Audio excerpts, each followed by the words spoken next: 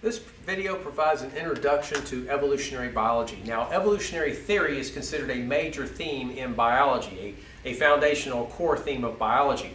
It is an explanation, a model that deals with the observable patterns in biology, such as the distribution of life, the diversity of life, shared features, and so on and so forth. Now, everybody associates evolutionary theory with Darwin, but there were plenty of ideas on the table in the years and centuries before then. So, for example, Aristotle from ancient Greece. Now, back then, they still discussed things like whether life was static over time or could change over time. It is generally thought that Aristotle believed that life was static, but more importantly, he introduced the concept of scala naturae. That is, all living things can be arranged on a sequential scale. Now, Aristotle was a major influence in the development of European intellectual thought and therefore scientific thought for quite a while. And his influence spilled on many of the others. For example, John Ray in the late 1600s, he was the one that first defined the word species. We'll talk about that in another video. But he made quite popular the idea that species were fixed over time. And many other biologists followed suit, such as Linnaeus and Georges Cuvier. Cuvier is a paleontologist who studied vertebrate fossils in Europe, and he noticed that there was fossil succession, which he explained through the concept of catastrophism. That is, there was an assemblage of animals, and then there was a catastrophe, others moved in, another catastrophe, others moved in, and you just had this serial repetitious event. Then we had Hutton and Lyell and the concept of geology and uniformitarianism. Uniformitarianism is not necessarily that everything happens at a steady, constant, uniform rate, but it's more like the present is the key to the past. That is, the very same processes that go on today went on in the past, and what we have today is an accumulated effect of these past events.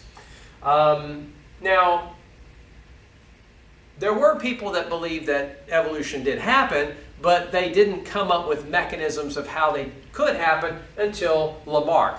Now, in 1802, he came up with the idea of acquired characteristics. Now, keep in mind, this was before genetics.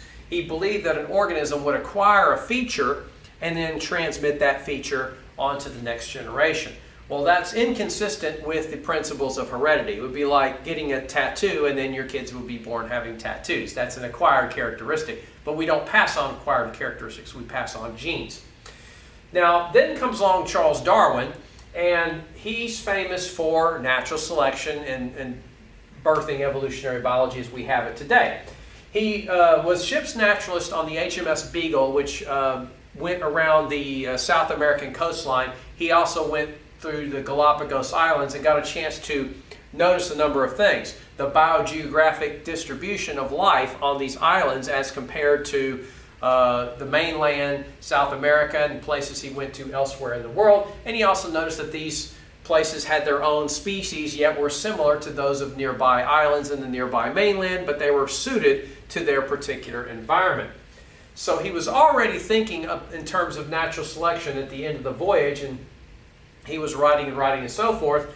And then he received a letter in 1858 from Alfred Russel Wallace, who also conceived the same basic idea as Darwin. They both presented a joint letter to the Linnaean Society, and the very next year he finished his book, The Origin of Species. Now, the book basically made several points. Evolution happens, but the mechanism of adaptive change is natural selection. So, major concepts. Common descent. This is a major deviation from the old scala naturae view. Life today would not represent a sequential ladder of progress or complexity, but a branching bush. That is, organisms are related in the past by common ancestor. He used the term descent with modification in his book. So A does not evolve into B, or B did not evolve into A. A and B came from this common ancestor, which is neither A nor B. A, B, C came from this common ancestor. A through D from this common ancestor. And of course you have the common ancestor of A through E, then versus now. Natural selection. Well, there's variation, heritable variation, genetic variation in populations and species. Living things have to make a living. They have to find food. They have to evade predators. They have to find appropriate habitats. More offspring are produced than can survive. That sets up a struggle for existence. Because of the variations, some of them are going to have traits that put them at an advantage in their environment. They're going to be the ones to survive better, but more importantly, they're going to have more offspring than those who don't. We call this reproductive success. So we tend to think of natural selection as survival of the fittest, but it's really reproductive success because what doesn't make it to the next generation doesn't count in terms of variation. So if those that are more reproductively successful have a greater contribution to the future gene pool than those who don't, then the gene pool is going to change, the population is going to change and adapt. So another major concept of this view, the population evolves. Individuals don't evolve. Individuals survive and reproduce or not.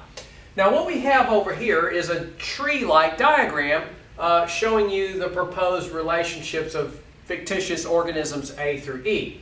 Phylogeny is a fancy word which describes evolutionary relationships, evolutionary history, and a phylogenetic tree is a graphical representation of the phylogeny based on evidence, based on available information. Well, where does this information come from? Where is the evidences for evolution? Well, there's plenty. Biogeography, the study of what lives where and why. Why would, say, the Galapagos finches, why would each of the islands have their own endemic species of finch, yet it's very similar to those of neighboring islands and most similar to the nearest mainland if they're not related? Keep in mind, these same types of biogeographic trends that exist on that level also exist on a much grander scale, such as the global distribution of marsupials.